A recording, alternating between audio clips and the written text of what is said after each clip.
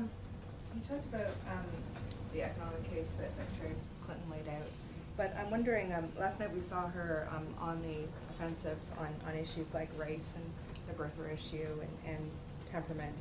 And I'm wondering what the President said to you about what he thought about the tone of the debate and sort of some of the attacks that we saw. Yeah. Well, listen, the President has made the observation on a number of occasions that there's a tradition in this country of a pretty confrontational brand of politics. And I think what the American people are looking for in their leaders are people who are tough enough to enter the arena and stand up for what they believe in, and to make a forceful case for what they believe in, and to respond to even some tough criticism of their priorities and their agenda. And the President certainly engaged in that process over the last 8 years or so, and he's got the scars to prove it. So, look, I know that there was an expression from at least one candidate last night who was concerned that that people weren't being nice to him. But look, this is supposed to be a vigorous debate, and when you consider the stakes in this election, the President would anticipate and expect a tough debate on the issues. And I think that's what we saw last night. And out of curiosity, why did the White House, or why did he choose to go on Ryan Seacrest to sort of talk about the debate, give his response or reaction to it? What was sort of the decision behind that audience? Well, the reason that the President wanted to go on the on Ryan Seacrest's show today is that today is National Voter Registration Day, and the President devoted most of his appearance on that program to encouraging people to register to vote. The President also taped an interview with Steve Harvey that will air tomorrow, where he made a similar case. So that's why he did those radio shows, but it's not surprising, or at least it wasn't a surprise to anybody at the White House, that he was asked by both those hosts for a reaction to the debate last night. And just quickly on the Yahoo hack, I'm wondering whether the White House has concerns or questions about whether the company waited too long to notify users about when it happened.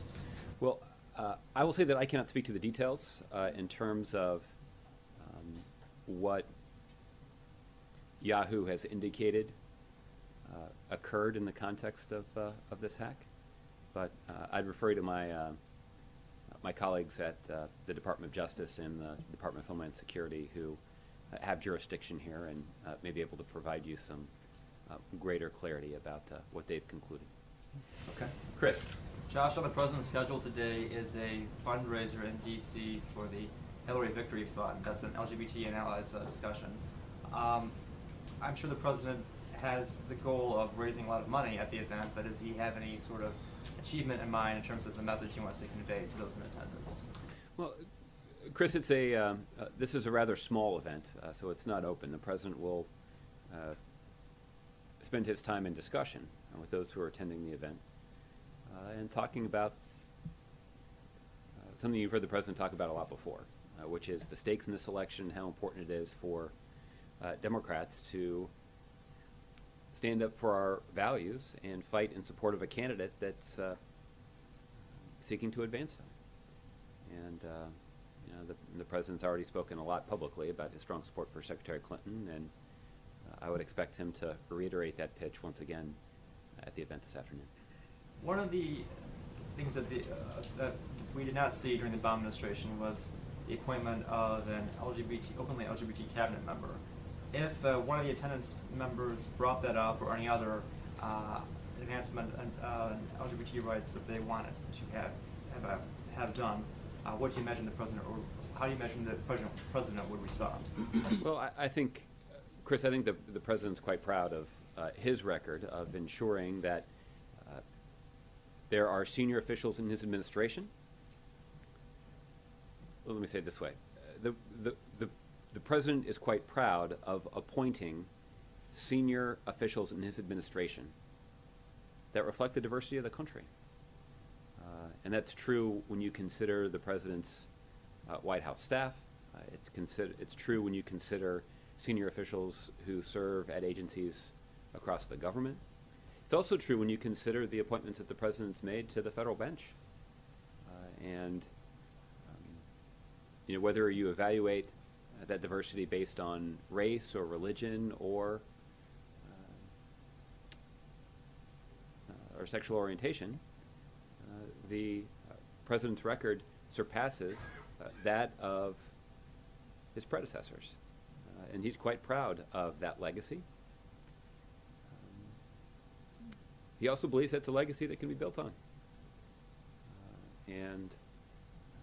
You know, I'll let Secretary Clinton speak to what her plans are for the kinds of appointments that she would choose to make if she were elected president. Okay? April.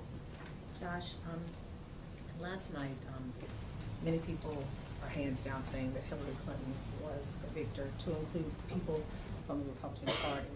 But at the same time, with this victory, does the White House still believe that there's still an open window for Donald Trump to still possibly become number 45? Well, the president believes it's important for people all across the country not to be complacent when the stakes are so high. And you know, that's why the president was encouraging people to register to vote today on National Voter Registration Day. It's also why the president's going to spend a good portion of his October encouraging people all across the country to get out to the polls and make their voices heard on this election day. And the president believes that's an important thing to do. Vice President Biden used some very strong language today, talking about some of Donald Trump's comments from last night, particularly when it came to Donald Trump saying it was a good business deal when there was a housing crisis in America. He was, I guess, benefiting from people's problems. The Vice President used the word H-E-double hockey sticks. So, did the President feel that, well, I don't want to cuss in the briefing. I appreciate your restraint. Thank you. Did the President feel as upset about that someone who's potentially could be in the Oval Office has profited off of people's pain, the American public's pain? Well, listen, I think the president believes that that is a worthy question for voters to ask themselves. President Obama's career in public life is different than that. President Obama had spent his, the early stages of his career as a community organizer, helping people in communities that were facing significant economic headwinds protect their community. And whether or not that is, so that's what made the president an advocate for expanded health care access and affordable housing programs and stronger education programs. And the president worked closely with faith-based organizations, helped citizens organize and petition their government. So when faced with these kinds of challenges in the past, President Obama wasn't seeking a profit, he was trying to help people. And he's pursued that same kind of approach even as the leader of the free world. And many of the policies that he's been focused on as President of the United States, particularly early in his presidency, were about ensuring that middle-class families would get a fair shake and a fair shot. And that's why he fought so hard to create the Consumer Financial Protection Bureau, the only financial regulator in Washington, D.C. that has a mission statement focused on consumers and middle-class families. That's why the president fought so hard to expand access to quality, affordable health insurance for every American. It's why the president's focus in improving the economy has been focused on growing the economy from the middle out. That's been his approach throughout his career, and he believes that's an approach that's worth building on. Secretary Clinton's got a similar story to tell when you consider her professional career. I'll let her talk about that. But I think it is certainly appropriate, and I think the president made this clear in the context of his presidential, when he was a candidate on the ballot, he made clear that he intended to pursue a different approach, or pursue an approach different than the one that was advocated last night by the Republican nominee, but an approach that's consistent with... Administration feel about that, particularly when you started not long ago having conversations on race, and he's talking racial profiling and law and order. What's the thought about that? Yeah. Well, again, as was noted during the debate, there are a lot of constitutional questions that are raised by that policy. And there's even a federal judge who weighed in and made clear that that stop and frisk policy that was used in New York is one that was inconsistent with the Constitution. I've observed before, it's a little strange to hear somebody who claims to feel so passionately about protecting the constitutional right to bear arms treat the constitutional right protecting against illegal search and seizure so cavalierly.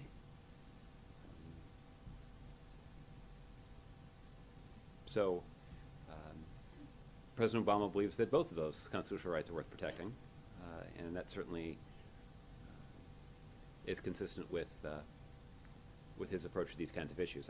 I think what's also true is, and I'll leave it to officials in New York to speak to this, but since that stop and frisk policy was ended, they've seen an improvement in their crime rates. So, can you draw real firm conclusions about the impact of that policy based on, just a year or two of data? I'll leave that to the experts. But those are the facts, and I think they're worth considering as you evaluate the approach that's being advocated by at least one candidate for president. Okay, Olivia.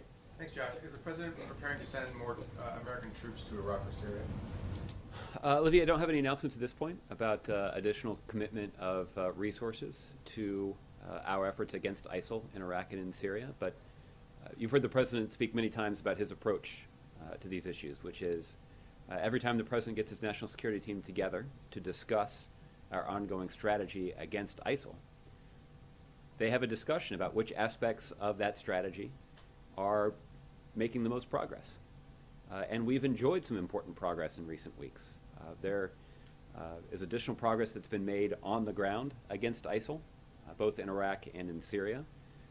The noose around the ISIL leadership in Mosul and in Raqqa continues to tighten. That's a testament to the efforts of the forces on the ground that are supported by the United States and our coalition partners. We've also made progress in applying pressure to the ISIL leadership.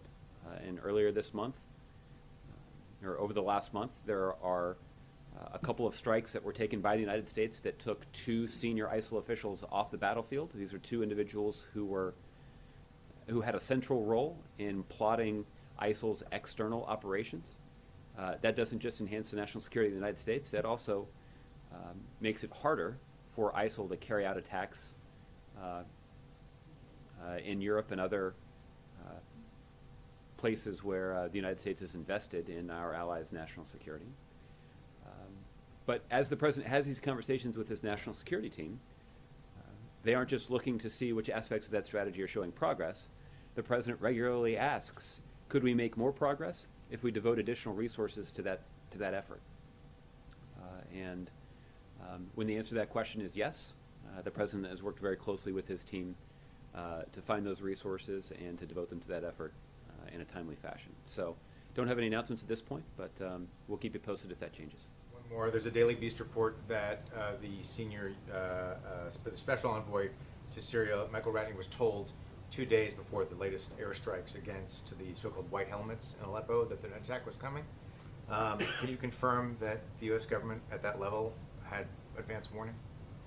Olivia, I've not seen that report, but why don't I check on it and we will follow up with you directly. Okay? Cheryl. Thanks, Josh. Two quick topics. On the CR, if Congress can't get an agreement by the end of the week, will the president sign a 2 or 3 day extension if needed? I haven't heard that option be floated at this point. The president certainly is not interested in seeing the government funding lapse, but this is not an executive branch responsibility. This is a legislative branch responsibility, and Republicans have a substantial majority in both the House and the Senate. It is the responsibility of House and Senate Republican leaders to pass a bipartisan budget bill that arrives on the president's desk in time for him to sign it before funding runs out on September 30th. So I recognize that right now Republicans in the Congress are scrambling to try to figure out how to get this done. Some of that may be attributable to the fact that they took 7 weeks off earlier this year. Maybe that's time that would have been better spent actually focusing on putting together a responsible bipartisan budget proposal. Okay, and one other thing, today, the DC Circuit is hearing oral arguments in the Clean Power Plan. That's right. Can you outline any of the administration's arguments? Well, I'll leave it to my colleagues at the Department of Justice to make the legal case to the DC Circuit. Obviously, we've got a lot of confidence in the case that they will make. The administration was acting on a strong legal and technical foundation in issuing or putting forward the policy that the administration announced last year. And the president is convinced that this is a policy that is important to living up to the commitments that we've made in the context of cutting carbon pollution in a way that will be good for the long-term health of the planet. But the president's also convinced that this policy is actually going to end up being good for the U.S. economy. We know that investments in clean energy have created tens or supported tens of thousands of jobs all across the country, and we've had success in significantly expanding the amount of energy that is produced through wind and solar and other renewable forms. I'll also point out that there are significant public health consequences for this policy. And our scientists estimate that implementing this policy to reduce carbon pollution by 32% by 2030 would avoid 3,000 premature deaths, 90,000 childhood asthma attacks, and eliminate 300,000 missed work and school days each year by 2030. So this is, there are a lot of important reasons why the president has prioritized this approach to cutting carbon pollution, and the administration is quite confident in the legal power of the arguments that we'll make before the DC Circuit about why it's within the scope of the president's authority to make that kind of policy decision. Okay? Margaret. Josh, the Senate does appear poised to override that presidential veto of the 9/11 bill that would allow the families to sue Saudi Arabia. Why do you think that it's this particular issue that has allowed the first presidential veto override? Well, I think there are a couple of reasons for that. The first is we have not seen the United States Congress be particularly effective at passing legislation. The president hasn't issued that many vetoes, period. And I made this observation on a number of occasions. You know, over the last couple of years, we haven't seen Speaker Boehner or Speaker Ryan work effectively with Leader McConnell to pass legislation that advances the conservative agenda. It's not as if in the last year and a half you've seen Congress pass bills that would cut taxes for American businesses, or cut spending, cut government spending, or increase funding for the military, or any of the other conservative priorities that they spend a lot of time talking about, but not actually legislating. So the fact that the president hasn't vetoed that many bills, I think, is a pretty damning indictment of the effectiveness of Republicans in Congress. That's just a fact. I think that is why it's not just Democrats who are dissatisfied with the performance of the United States Congress. There are plenty of Republicans who are pretty unhappy. They cast votes. They elected a Republican majority in the United States Congress, and what do they have to show for it? Not very much. So that's part of it. I think the other part of it is that you have seen Democrats on Capitol Hill work very effectively to try to champion ideas that the president supports as well. And having a lot of Democratic unity in fighting for some of the priorities that the president cares about has allowed us to make some progress in areas that are Democratic priorities. One example of that would be the budget agreement that they reached last year, essentially a 2-year budget agreement that the hope had been that would prevent any budget drama this year. We'll see if that remains to be true. But the president has strong views about this legislation and the impact that it would have, not just on the U.S. relationship with Saudi Arabia, but with countries around the world. it would increase the risk that is facing our service members and our diplomats and our intelligence professionals. And that is a view that the President has stated on a number of occasions. It is a view that has been, it's an argument that was also made by, in a letter, by President George W. Bush's Attorney General and his National Security Advisor. They also have raised significant concerns about the impact that this bill would have on our service members and our diplomats. And some of America's closest allies, including in Europe, have raised concerns about this bill entering into law. So the President feels strongly about this. He's also aware of how challenging the politics are. And So how challenging the politics are, because some Democrats are helping to make this happen and bucking they are. what the White House is asking them to do. I mean, don't you think there's something very emotional on this particular issue that is getting Democratic support to reject what the White House is asking them to do? Oh, listen, I don't deny the political and emotional power of these arguments, but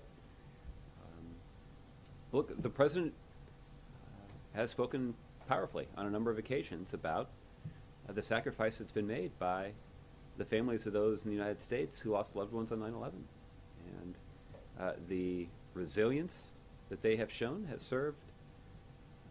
served as a genuine inspiration to the President personally. So I think what's also true is that the politics of this are tough, but look, nobody questions the President's commitment to protecting the country and protecting the interests of America's 9/11 families, primarily because he's the President that ordered the mission against Osama bin Laden. He's the President who fought hard to ensure that 9/11 first responders and the rescue workers at Ground Zero got the access to health care that they need when they risked their lives to try to save their fellow Americans, but also to rebuild that site. So, look, the President is able to take the political heat because he's got the strong track record on this issue. You know, but again, I'll let individual members of Congress speak for themselves. We've heard from Democrats and Republicans who have indicated some openness to the position that we've articulated. They've expressed some concerns about the potential impact of this bill. We'll just have to see if those private concerns end up in the public votes that they cast. Do you think you might have enough votes to block Well, this from happening? I'm not going to make any predictions about a congressional outcome here. I'm just, you know, giving you a sense of the kind of argument that the Obama administration is making to members of Congress. This is the same argument that was included in the letter from a bipartisan group of national security experts, including President George W. Bush's Attorney General and his National Security Advisor. This is the argument. All right, you guys, we're actually going to put a pause on this White House press briefing to go to a live interview right now where there was a shooting here in Phoenix. Let me just get it for you guys here. All right, here we go. Conduct a traffic stop on the Dodge four-door vehicle that you see behind me here.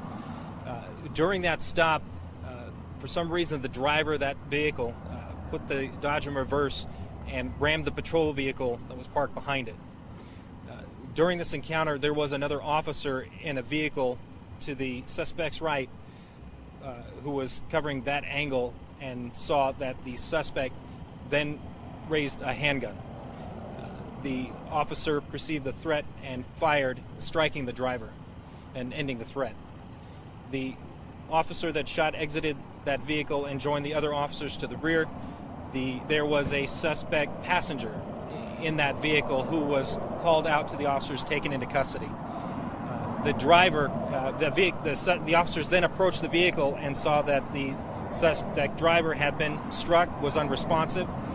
They removed the driver from the vehicle and immediately began CPR on the driver until Phoenix Fire arrived to transport that suspect to the hospital.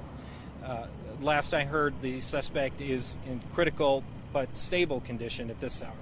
So there is an ongoing investigation that has been started here. The scene is contained. There were no injuries to officers during this encounter, and we will continue this investigation throughout the evening. Sergeant, can you tell us why this car was being stopped in the first place? There was a drug investigation that the officers were here in the area attempting to begin, this vehicle was here, and those officers were attempting to stop this vehicle, contact the occupants. How quickly did this kind of unfold? Did the officers get out of the car when they stopped him? Yeah, it was relatively quickly when the officers in the marked patrol vehicle arrived. They positioned their vehicle behind the Dodge. They exited and approached, and this is from surveillance video that is not yet available. I don't have an estimate on when it will be available, but investigators are reviewing the video. So what you can see is the officers arrive in the marked patrol vehicle, position themselves behind the Dodge, exit, and approach. They perceive something. It's apparent that they perceive something. They immediately retreat back somewhat behind the patrol Tahoe, and that's when the driver throws it in the reverse and rams the Tahoe behind them. And then how close the undercover van, how close was that officer to this whole area? The van arrived just prior, my understanding, the van arrived just prior to the shooting having taken place, prior to the officer exiting the white car that's in front of the van. And was it the undercover officer that fired? Correct. Okay.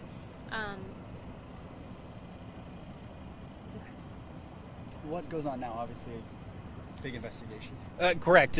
We thoroughly investigate all officer-involved shootings. We take them obviously very serious. We have several levels that will be going on at this point. We'll be working not only with our Professional Standards Bureau, but the County Attorney's Office as well as we go forward. How many people were in the parking lot here when this went down? I don't know.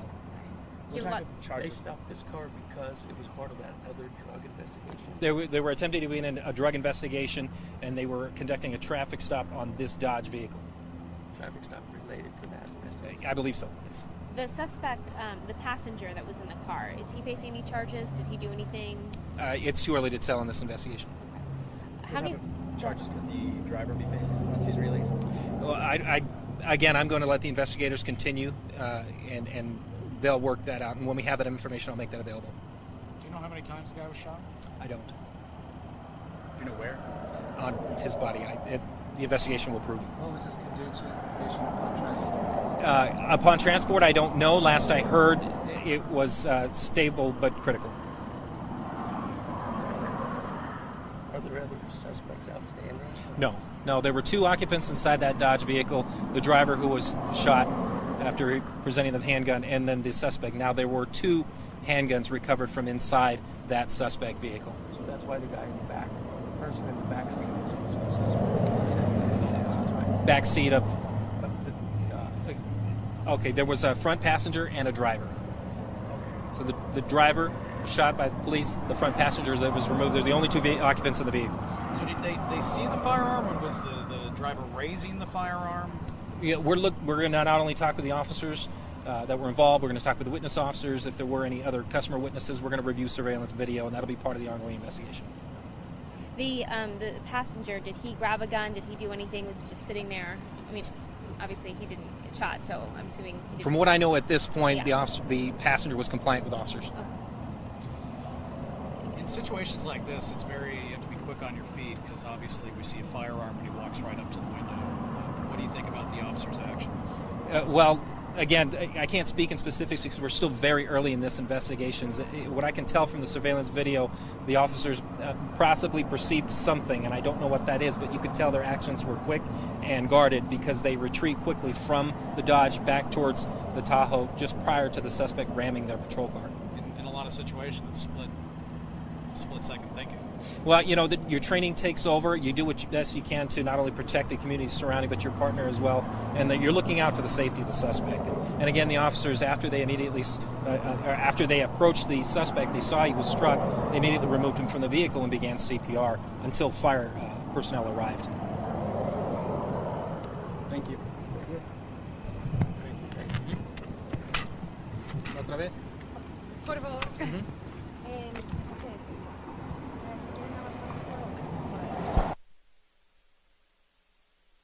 All right, you guys, well, now I'm going to take you back to that White House press briefing. But again, that was police talking about a police situation that happened there earlier this evening. Police say a suspect is in extremely critical condition after being shot by an officer in North Phoenix.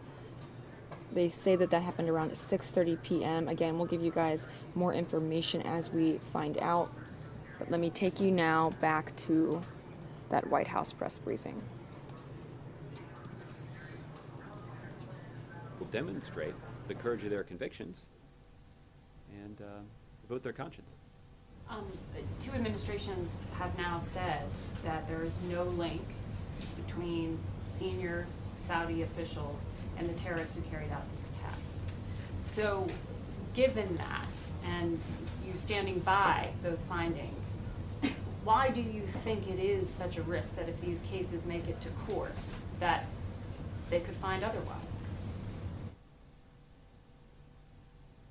Our concern is not rooted in a prediction about the outcome of these individual court cases. I have no idea what judges will ultimately conclude. I haven't reviewed the evidence that the families or others may present.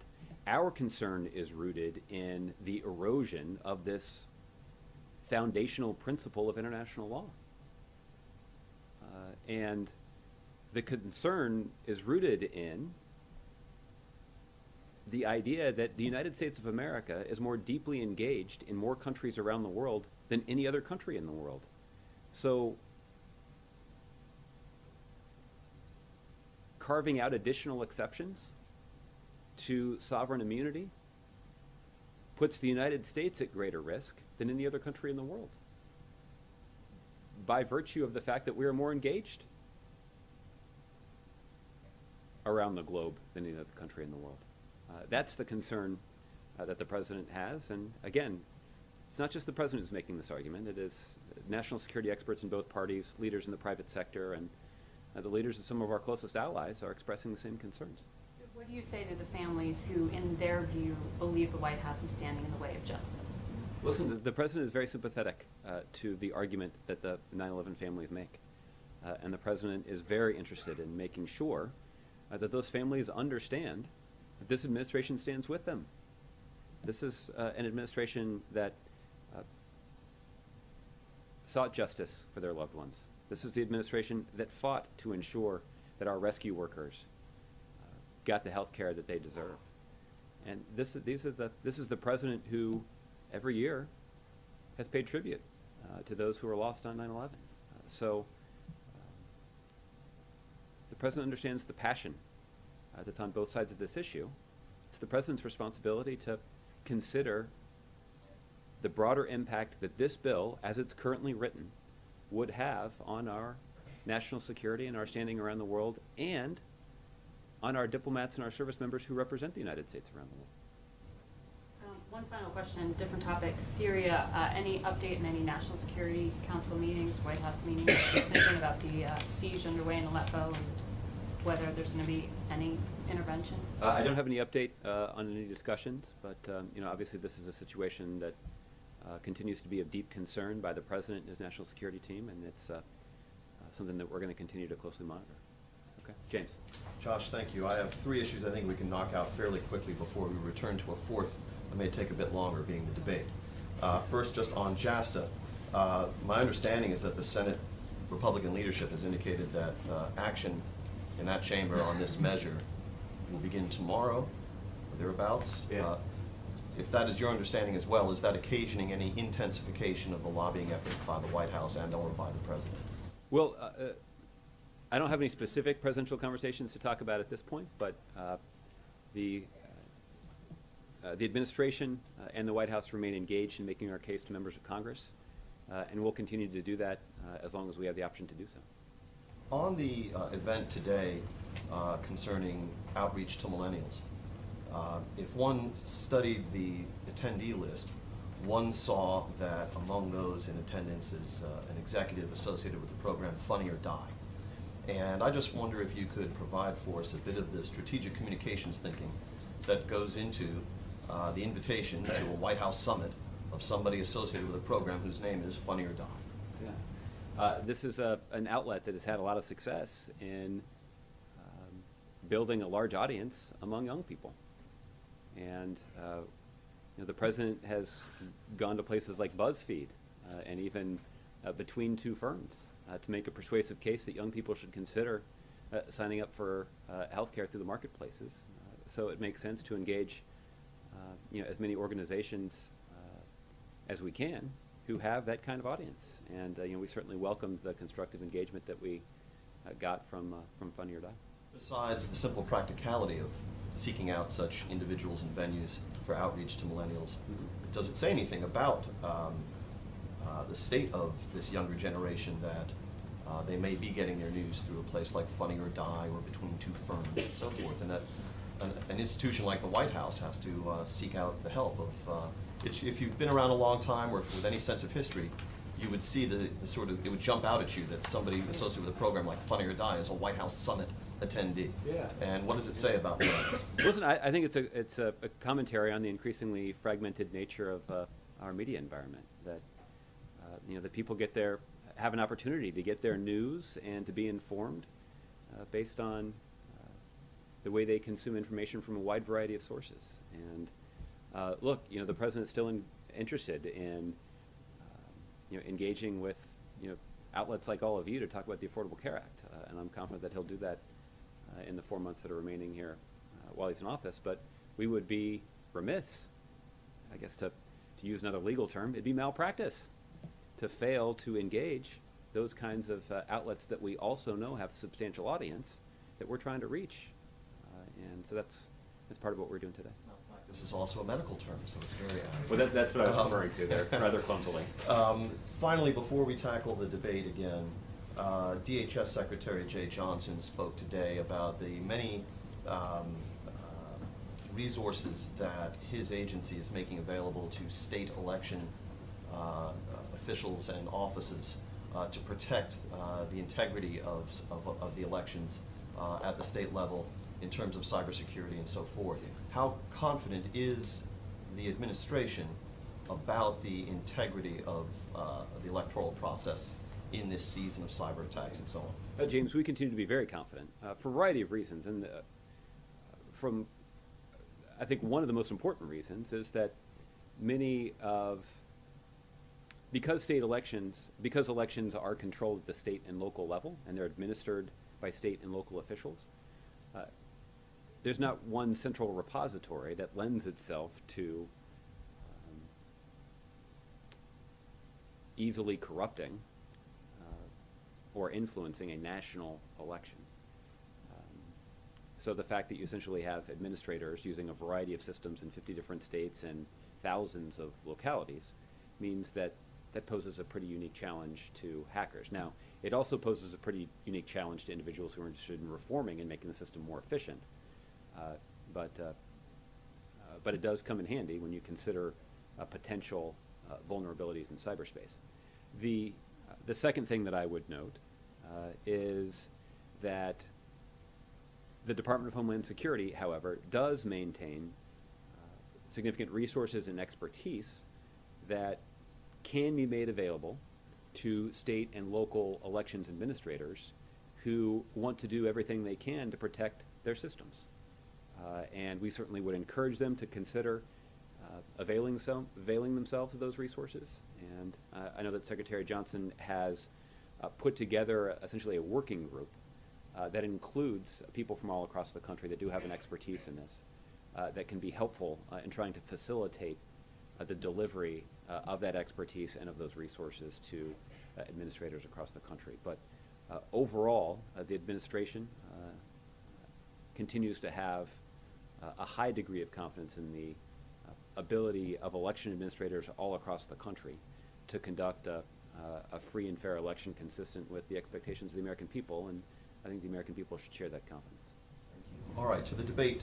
Again, two separate topics here.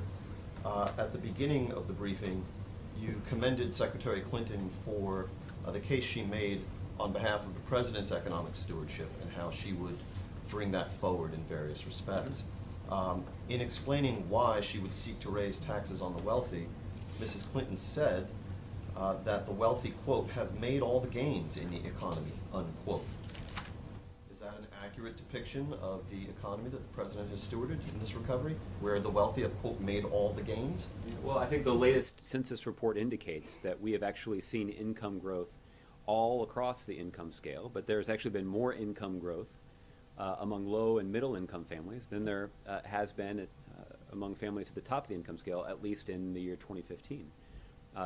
That is a reflection of the priority that the President's placed on focusing our strategy to support middle-class families and those families that are working hard to get into the middle class. So her depiction was inaccurate. It's not the wealthy that have made all the gains in the economy, correct? Well, listen, I think the latest census data indicates that there have been important gains enjoyed by families at the low and middle income levels in 2015, and that's Not an accurate statement, correct? Well, listen, I didn't see the direct quote, so we'll take a look at it, but what I can tell you is that the numbers indicate that we've made important progress in helping families in the middle grow their incomes in a way that is consistent with a smart approach to growing our overall economy, and I know that's an approach that Secretary Clinton shares and is promising to build on. Before we proceed to the final subject of the debate I want to pursue with you, again, one is compelled to ask you if the recovery has been so successful and if the stewardship of the economy has benefited so many different sectors of the economy and so many different classes in the economy and all the various points you make, why is it that public opinion surveys, not just one snapshot, but over time and repeatedly, and no matter who is doing the polling, show that large majorities of the electorate regard the country as being on the wrong track? There's only two possibilities, Josh. Either they have it right, the country is headed down the wrong track, or they don't, and they're just misinformed or laboring under some misapprehension about the economy that's so wonderful. Why do 3/4 of the electorate regard the country as being on the wrong track? Well, I think people are quite dissatisfied with the dysfunction they see in Congress and the fact that we are once again at 3 or 4 days before a deadline and Congress has not acted to keep the government open and fulfill their basic functions might leave people more than a little dissatisfied with their representation in Washington, D.C. right now. I think the second thing is there has been a concerted effort on the part of Republicans, not just one presidential candidate, but several of them, to spend a lot of money and a lot of time on the stump tearing down the economy and tearing down the country and being sharply critical of the country. And that's unfortunate, but that's going to have an impact and that's going to take a toll. I think the third thing is what we did see is that the memory of the worst economic downturn since the Great Depression is still very present in the minds of many people across the country. And while they have certainly benefited from the kinds of gains that I described, I think people understand that those gains are fragile. And they're right. There is the prospect that our economy would be significantly weakened and undermined if we were to revert back to the kinds of policies that got us into this mess in the first place. And that's why the president has regularly made the case that the stakes in this election are rather high. The gains are fragile, and that's why he's so forcefully supporting a candidate who's vowing to build on the progress we've made as opposed to tearing it down. Lastly, you said earlier in the briefing, you described earlier in the briefing, President Obama's reaction to watching the debate, and I think provided some of your own sentiments about the debate as well. Your comments were focused on the two participants in the debate, but I wonder if either you or the president had any view of Lester Holt as the moderator in his performance. Yeah. Well, look, I think I've heard the analogy to the moderators to either umpires in a baseball game or referees in a basketball game. And if you're in a situation where in the immediate aftermath of a contest, you're talking about the officiating, that usually means one of two things, that the officials did a bad job or that you were on the losing end of the contest. The fact that we've gone through a good 40 minutes or so of the briefing without mentioning Mr. Holt's name, I think is a pretty good endorsement of his performance. So it eluded the president's attention that Mr. Holt, who enjoys the respect of everyone in this room, this questioner included, nonetheless, last night, pressed Mr. Trump pointedly on just about every perceived area of vulnerability for him, including his early statements about the Iraq War, his refusal to release his tax returns, his role in the birther issue, his endorsement of stop and frisk, and his comments about whether or not Mrs. Clinton has a presidential look, but somehow failed to press Mrs. Clinton even a single time on any of her perceived points of vulnerability, such as her conduct with her emails, the role of the Clinton Foundation and the Clinton State Department, her refusal to release her Goldman Sachs speeches, her deep trustworthy deficit with the American electorate, her role in the destruction of Libya or the Benghazi attacks. None of those things were pressed by Mr. Holt. Did that elude the president's attention, that sort of seeming imbalance in the questioning? Yeah. Well, I don't think it's accurate to say that all of Mr. Trump's vulnerabilities were covered. I'll let other people be the judge of that. But I think what is true is that the debate lasted 90 minutes. And there's a reason that the Commission on Presidential Debates doesn't just schedule one, they schedule 3. And certainly in the 2 subsequent debates, I would anticipate that there'll be additional topics covered. Thank you.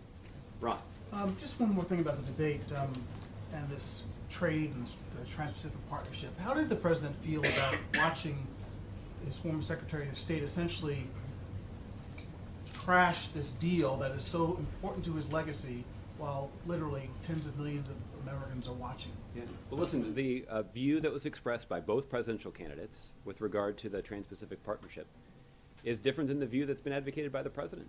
And that's why, I mean, look, Ron, if anything, it strengthens the case that we make to Congress that this is something they need to act on before the end of the year, because either way, it is now crystal clear that whoever's elected president is not going to be somebody who is enthusiastic about the kind of approach that President Obama has pursued. And look, when it comes to the Trans-Pacific Partnership, President Obama negotiated a good deal.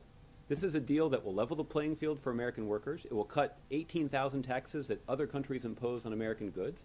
And this is a deal that's been endorsed by the Chamber of Commerce, the American Farm Bureau, the Business Roundtable, and the National Association of Manufacturers. Those are 4 organizations that are not typically strong advocates of policies put forward by the Obama administration, but in this case, they have strongly endorsed the Trans-Pacific Partnership and are encouraging Republicans in the United States Congress to support it. So I think that is speaks well of the president's approach to this issue, but I also think it speaks to the urgency that members of Congress are going to need to feel if this kind of approach to protecting America's interests around the world is one they share. Has the president ever recently spoken to the secretary about this particular thing?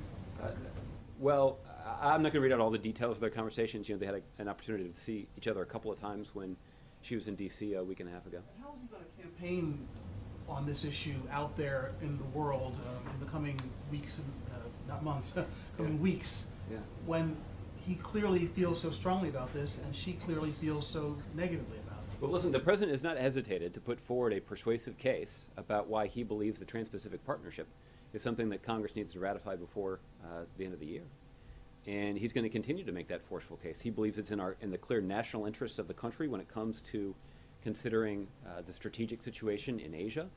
He also believes it's important when you consider the impact that this policy would have on working people all across the country. That there are communities across the country that are facing a challenge from globalization. And the question really is, what are we going to do about it? And President Obama has implemented a strategy that will confront those forces of globalization, level the playing field in some of those economies that have some of the fastest growing economies of the world. And that ultimately is going to be good for our economy, good for America's businesses, and good for America's workers. The president's not going to hesitate to make that argument, but when he's on the campaign trail encouraging people to support Secretary Clinton, he, I think, understandably, is going to be quite focused on the, well, I guess I would say on the many, many things that they have in common, on the many, many priorities that they share. It just seems like like such a contradiction on such a huge issue that he feels so strongly about. And so let's assume for a moment that somehow this does get passed.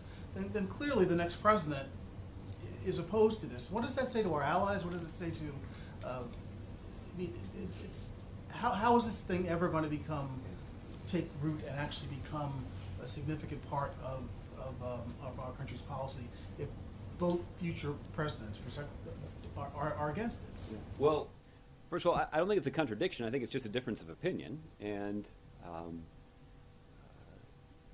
so at some point, does he expect Secretary Clinton to flip on this?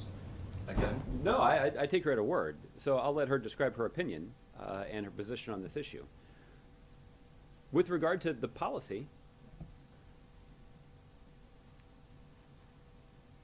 the other 11 countries that are party to this agreement are counting on the United States to be true to our word. Some of them have already started implementing the kinds of reforms that benefit the United States. But those reforms are contingent on the completion of the Trans-Pacific Partnership. That our ability to raise labor standards, to raise human rights standards, to improve intellectual property protections, to raise environmental standards in these countries in the Asia Pacific. Those are all policies that benefit the United States, both in terms of being consistent with our values, but also in terms of leveling the playing field so that American workers and American businesses will have an opportunity to fairly compete. And other countries are interested in the United States following through on our commitment and implementing the agreement. And the President heard a whole lot about this when he was traveling in Asia earlier this month. So this is something that the President sees as a priority.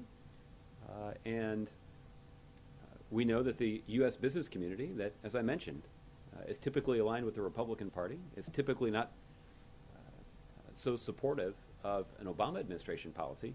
But in this instance, they are advocating to Democrats and Republicans on Capitol Hill that this is something that we need to get done.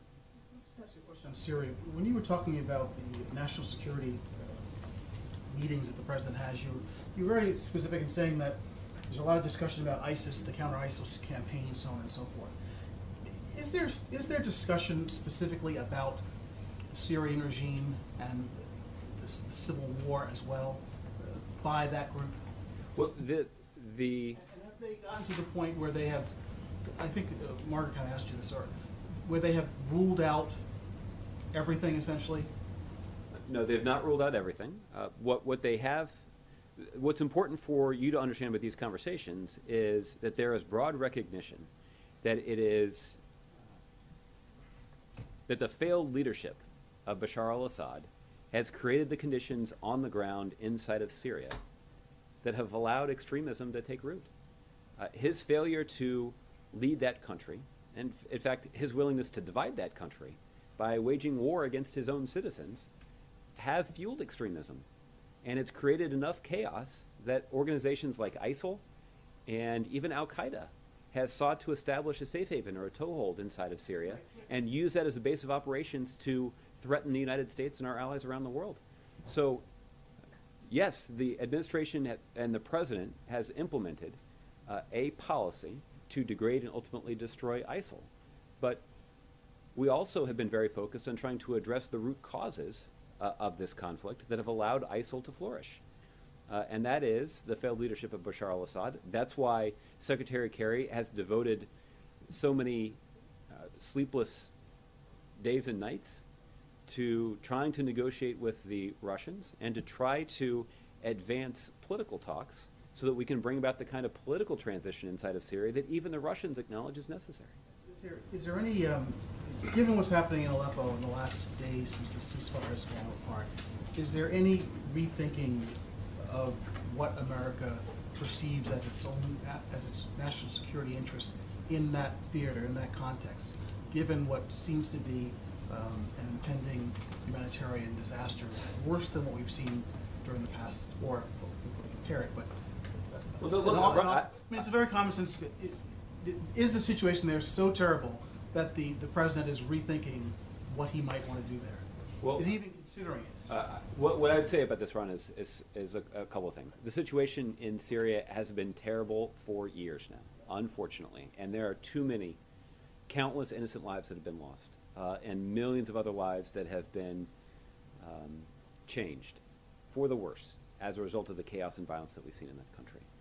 But look, I would also acknowledge the situation there has gotten worse in recent days, that the bombing has been more intense, that the pace of the military attacks against innocent civilians has only increased, that the willingness on the part of the Assad regime, oftentimes with the support of the Russians, has been more egregious in terms of targeting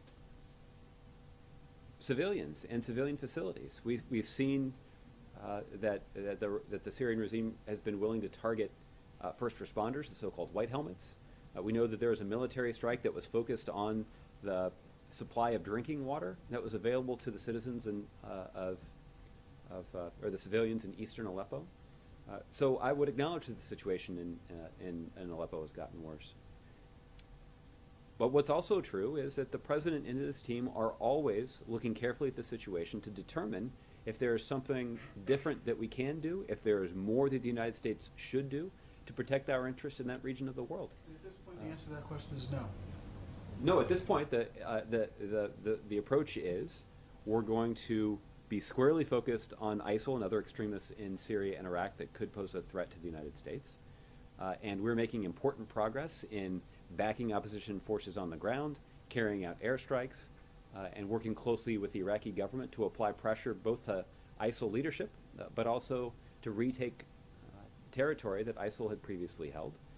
We continue to be focused on trying to work closely with the UN to facilitate some kind of transition inside of Syria that would address the root causes of all of this chaos. That work continues. There continues to be important work that's being done on the homeland security front to try to prevent ISIL from radicalizing or inspiring others to carry out acts of violence in their name. We're working all across the international community to try to shut down the flow of foreign fighters. And I know that Director Comey had some comments earlier today that indicated that the flow of foreign fighters from the United States to Iraq and Syria has slowed significantly. That obviously is a welcome development and is an indication both that our efforts are bearing fruit, but also that ISIL is having a tougher time recruiting people to their cause. So all of this is progress. All of this enhances the safety and security of the American people, but there's no downplaying the awfulness of the situation in Syria right now. Okay. Michelle. Earlier in the briefing, you talked about the powerful case that you thought Secretary Clinton made last night. You also called it a persuasive case. And that's a case that we've also heard the President and others in the administration make over the last couple of months. A lot of strong words used to describe what is believed to be the reason why Donald Trump is not qualified to be president. We've heard the President say that a lot of times. But the fact is the poll numbers between these two candidates have only gotten closer and have not moved in the other direction. So is that an indication to you that the case that is being made is either not working or needs to be made in some different way? Because when you say, you use words like powerful and persuasive, I mean, maybe that's in the words chosen, but that's not clearly in the effect that it's having on the electorate. Well, listen, the case that the President is making is one that is focused on turning people out on Election Day. And this is a case that will build through the month of October in support of the candidate that he believes so strongly in. So I think we'll all evaluate the effectiveness of the President's case on Election Day. What do you think it says that those arguments that are made, arguments that you feel are powerful, are not changing people's minds, at least not as reflected in the polls? Look, there are plenty of people out there who can comment on the polls and offer up their own analysis. So I'll let them do that. The President's going to be focused on an argument that he believes is most important, and hopefully people will hear it and be convinced by it. So when are we going to see him out on the trail much more? Yeah. Well, listen, I think through October the President will be increasing his involvement in this race, and that doesn't just mean through travel.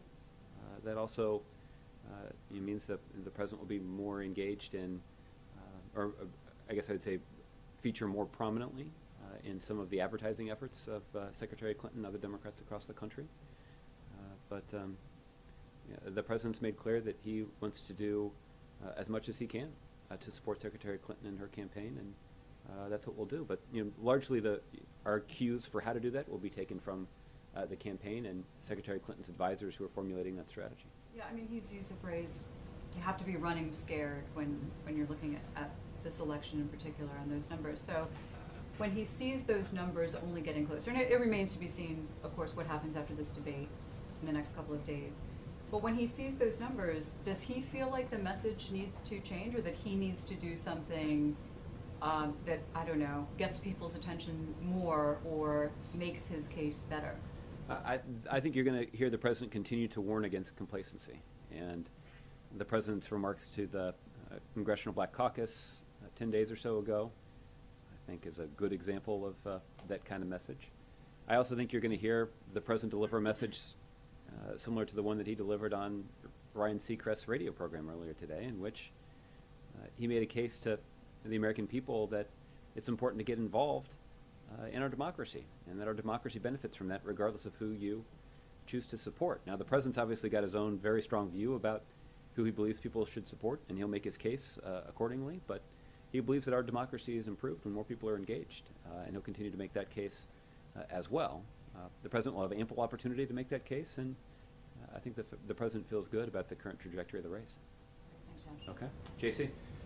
Putting your political hat back on, Josh, reflecting a couple of years ago when you were very much involved in the Obama campaign in the early stages, and addressing those people who are not quite committed, including the millennials. Do you think they're after last night's debate, and you watched it, do you think the folks are more interested or less interested in watching the second debate in St. Louis? Yeah, I think it's hard to generalize. I think there are probably some people who had an opportunity to watch the debate, and as James alluded to, that there's some other issues that they'd like to see be discussed. So maybe that means some more people will tune in. I think there are some other people who watched the first debate and learned everything they need to know about the two candidates and what they stand for, and hopefully they'll turn out to vote and choose to be engaged in our democratic process. Okay. Ken. Thank you, Josh. Back to last night, did President Obama call Hillary Clinton before to give her a pep talk, or did he speak with her afterwards to say what he thought of her performance? I'm not aware that the president has spoken to Secretary Clinton in the last 24 hours or so, but they have the opportunity to speak frequently, and sometimes we tell you about it, sometimes we don't. You mentioned the president's going to be in October. He's really going to ratchet up being on the campaign trail or helping Hillary Clinton. So, but the question is, how aggressive will it be? 1 a week, 2 a week? I know there'll be some behind-the-scenes things, but as far as jumping on Air Force One and going to the battleground states, will we see an aggressive approach from the president on that? Look, I think the president will be making a very forceful case. I think that he'll be looking to maximize the time that he is able to make available to support Secretary Clinton, and looking to make the most of those opportunities that he has.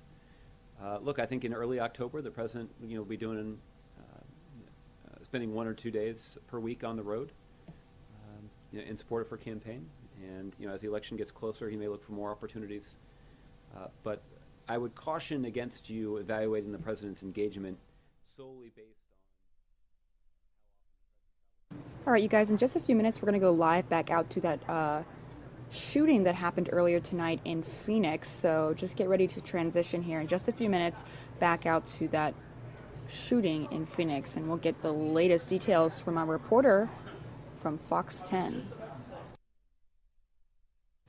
Online ads in support of her campaign. So I think the president will be visible, but that doesn't always include headlining a rally. And finally, after watching last night's debate, is there one top rebuttal from the Obama administration, the Obama White House, that you want to get out there from that Donald Trump put out? For instance, on the DNC hack, he says we don't know who did it. We have no clue who was behind